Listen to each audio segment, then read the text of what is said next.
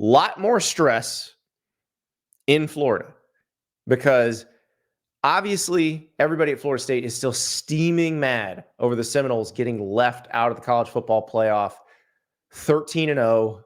I mean, it's one of those things that we all said wasn't going to happen until a couple weeks until it happened. And we said, no, it might happen. And then it did happen. And they almost got out of the 4-team era without somebody getting screwed like this. But the fallout continues. So on Tuesday, Florida's Attorney General Ashley Moody came out and said, hey, I'm looking in to this college football playoff. She even released a video. I'm Attorney General Ashley Moody at Florida State University in front of the iconic Unconquered statue. Most of you know I'm a lifelong Gator, but I'm also Florida's Attorney General, and I know injustice when I see it. Shockingly, what happened to the undefeated Noles after winning the ACC championship has college football fans in Florida and across the nation wanting answers. It's justified. What's clear is the need for more information about the unprecedented decision made by a group of 13 in secret that for the first time ever left an undefeated Power 5 conference champion out of the playoff. This stunning decision not only disappointed millions of fans, it cost this university and the ACC millions of dollars. The NCAA conferences and the College Football Playoff Selection Committee are subject to antitrust laws. We are launching an investigation to examine if the committee was involved in any anti-competitive conduct in its unprecedented decision. As it stands, the committee's decision reeks of partiality, picking winners in the boardroom and not on the field. So we are demanding answers, not only for FSU, but for all schools, teams, and fans of college football. We sent a subpoena to the committee demanding all communications related to the deliberations, documents showing compensation of members, and vote tallies, including who received access to those votes, who was present during the voting. We are also seeking information about software or programs used to record or tally votes. This process won't be quick, and unfortunately, we don't expect it will change this season's playoffs. But every college football program, including the 13 D1 schools in Florida, deserves to know if the committee is stacking the deck. I have faith in our antitrust division to get to the bottom of the matter and take appropriate action if warranted. In Florida, merit matters. And if it's attention they were looking for, the CFP committee certainly has our attention now. I can assure you, Ashley Moody, they were not looking for attention.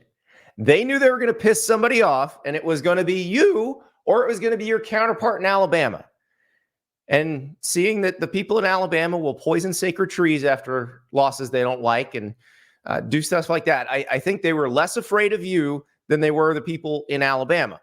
That said, when you say stuff like the committee's decision reeks of partiality, well, of course it does. It is actually designed to be partial. It is designed to be subjective. That is the whole point of the enterprise. You're only picking 4 teams. You have to be subjective. There are no objective criteria that would allow you to stock a 4-team playoff. That's the whole point. That said, I would love it if this turns up some stuff. I would love it if the people in charge of the college football playoff or the people on the college football selection committee were dumb enough to put anything in writing, because the whole system is designed so that none of this stuff gets out. Like, they meet in person for a reason. They meet in person so that nobody can record their Zoom. They meet in person so they're not sending notes to one another. That's why they're all in the same hotel multiple weeks of the year. So if they're smart, there probably won't be anything to deliver based on the subpoena. I hope they're not smart, because I'd love to see some of this stuff. I've always said I would love to see this whole deliberation get televised. It would be awesome. They'd never do it because you don't want sitting ADs bashing one school and then all of a sudden everybody at that school's like, oh, you must hate me. You hate our school. We're really mad at you. But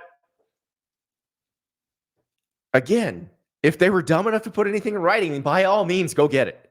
I would love to read it. I think we would all love to read it. It would be fantastic. And if this does anything, what I hope it does is that it does make them examine their selection procedures a little more, because as we talked about earlier on this show, in the last few weeks, like, you've got to be careful with all of these selections once you move into the 12-team world, because who you have at 4 and who you have at 5, that determines who gets a bye. Who you have at 8 and who you have at 9 determines who gets a home game. Who you have most years at 11 and who you have at 12 determine who gets the last at large. And then which group of 5 champion you rank the highest determines who makes the playoff entirely. And it doesn't seem like all of those decisions were made with extreme care over the years. So is the committee going to be more careful with that? Are there going to be more, definitive criteria? Because with a 14 playoff, you can't really have definitive criteria. You basically say, pick the best 4. Well, they picked what they thought were the best 4. It was entirely subjective. It was entirely partial. There is no objectivity in that process. So if you're thinking they went against what they were planning to do because of some conspiracy, well, there's not. And also, if you think there's some conspiracy with ESPN to screw Florida State and the ACC, well, you're not following the money very well. If ESPN wanted to screw someone, it would have been Michigan or future Big Ten school Washington, because the Big Ten is the one conference that doesn't have any rights currently with ESPN. They thumb their nose at ESPN. That would be who you'd screw if you were ESPN. Last I checked, the ACC works with ESPN to make a channel called the ACC Network. The ACC sells all of its rights to ESPN. Some of them get sub-licensed to the CW. But for the most part, all of them go to ESPN.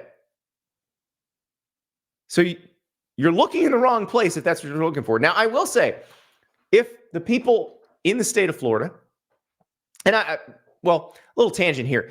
I've seen a lot of tweets on Tuesday saying, I don't want my tax dollars spent on this. Listen,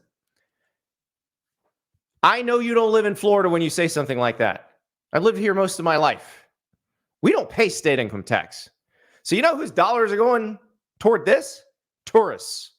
When they stay in hotels, when they rent cars, when they drive on the turnpike. We're letting them pay for it. Don't worry about it.